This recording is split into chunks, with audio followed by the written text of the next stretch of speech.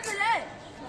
مش فاهم. انت عملت ايه دلوقتي؟ اكلت بسكوت. بعد ما اكلت بسكوت عملت ايه؟ هو ايه، رميت الورقه عادي يعني؟ رميتها فين؟ ايوه رميتها على الارض، مش في حجرك يعني. على الارض عادي كده؟ ايوه عادي كده، ما هو كل الناس بتعمل كده. ايوه المشكله بقى في كلمتك دي، كل الناس بتعمل كده. بقول لك ايه، ما تكبرش الموضوع ده، حته ورقه لا راحت ولا جت. ايوه يا صاحبي، انت رميت ورقه وغيرك ورقه وغيرك ورقه، هتلاقي المكان بتاعنا بقى كوم زباله. وايه المشكله يعني؟ كوم زباله كوم زباله. ونحس في مكان كفر مش كويس، كل اللي حوالينا زباله وقرف.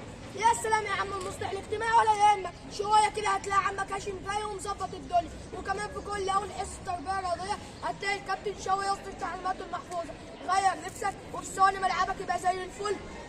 وحتى الحاسه الصغنن نتلم عشان جامد رجليك، يبقى الحلول موجوده. ايوه ما تعقدهاش. طيب ليه كده تبقى انت السبب في القرف ده؟ تاكل وترمي على الارض وتسبب كسر منظر قبيح، وغيرك يتحمل مسؤوليه مسافه المكان وبعد تعب وجهد ومشقه. ده ليه؟ ايوه اطلع انت منها. تصدق بالله العظيم انت شخص غبي ومستفيد، وانا لازم اعلمك الادب ما دام الذوق مش نافع معاك. لا بقى انت يا شخص رخم ولازم يوقفك عند حدك. ايه يا شباب بلاش كده، ده مش اسلوب ناس متحضره وبتفهم. الله يبارك فيك يا كابتن شوقي، كان يقول لك يعني ايه طالب اعداد، يعني اعداد شخص متميز ومتحضر وبيثقف وبيفهم، وانا اعتقد ان ده مش اسلوب ناس متحضره وبتفهم ولا حتى شايفه ريحه الذوق. ممكن نعرف الخناقه دي عن ايه؟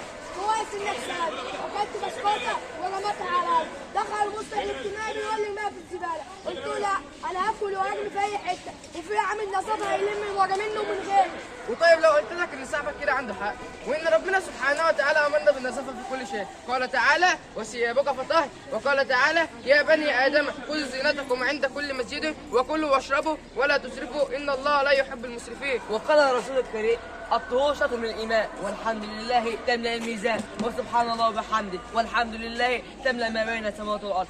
والنظافه في الاسلام هي النقاء من النجاسه والاوساخ من كل مستقبل، سواء في البدن او الثياب او المكان او البيئه، والحفاظ على حسن الهيئه وجمال المنظر وطيب الرائحه.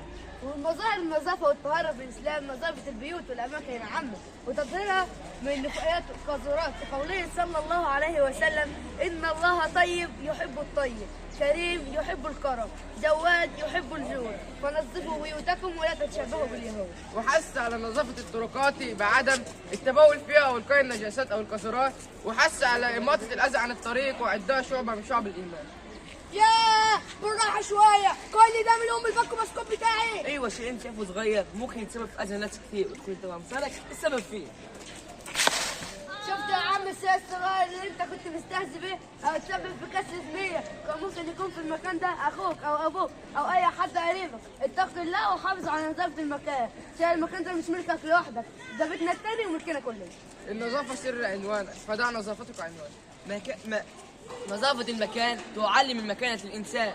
بيئه نظيفه تساوي حياه نزيهه. انتماك للبيئه يكون بالحفاظ على نظافتها. حافظ على نظافه بيتك ومدرستك وشارعك وبيتك. خلاص يا جماعه انا بجد اتعلمت الدرس.